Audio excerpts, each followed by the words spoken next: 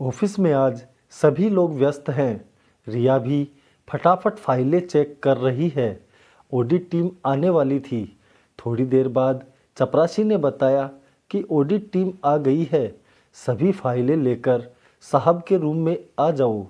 जब रिया ने रूम में प्रवेश किया, सामने उसका कॉलेज मित्र विशाल बैठा था। रिया आश्चर्य से उछल पड़ी। विशाल, तुम यहाँ कैसे? विशाल खड़े होते हुए बोला, अरे रिया, कैसी हो तुम? मैं तो यहाँ ऑडिट करने आया हूँ, तुम बताओ यहाँ कैसे? रिया बोली, मैं यहाँ अकाउंटेंट के पद पर कार्यरत हूँ।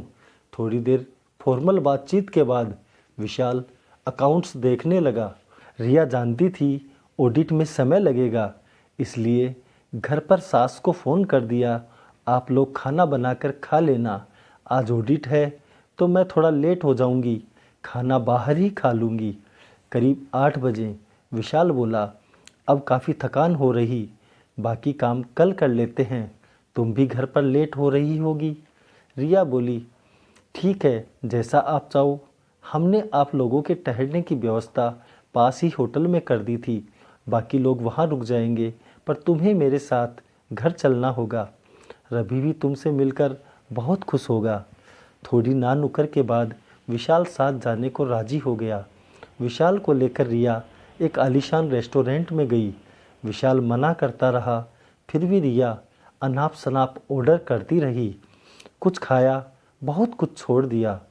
खाना ख़त्म कर रिया काउंटर पर पेमेंट करने लगी। 1410 रुपये का बिल था।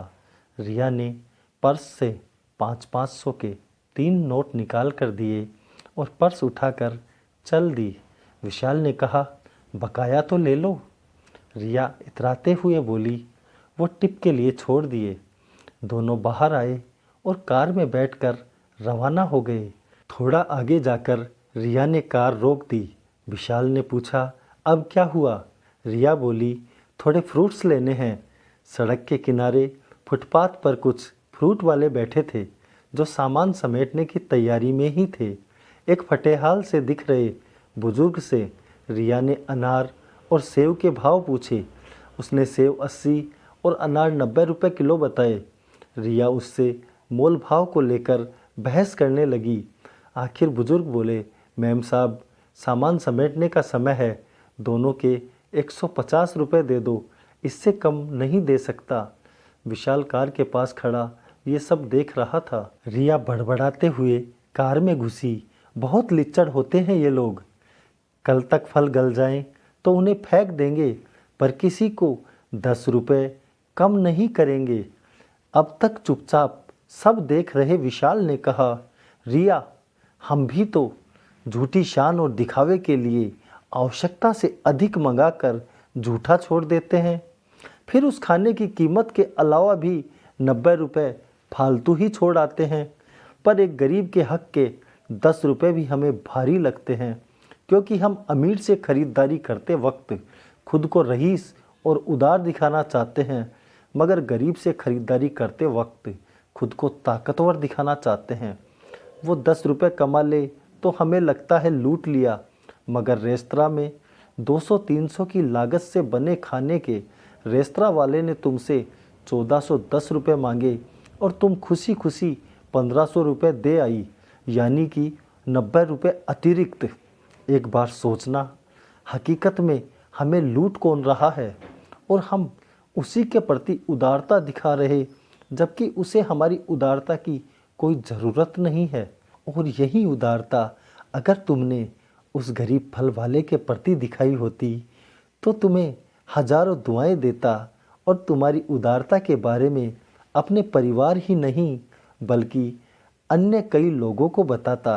रिया गर्दन झुकाए विशाल की बातें सुन रही थी।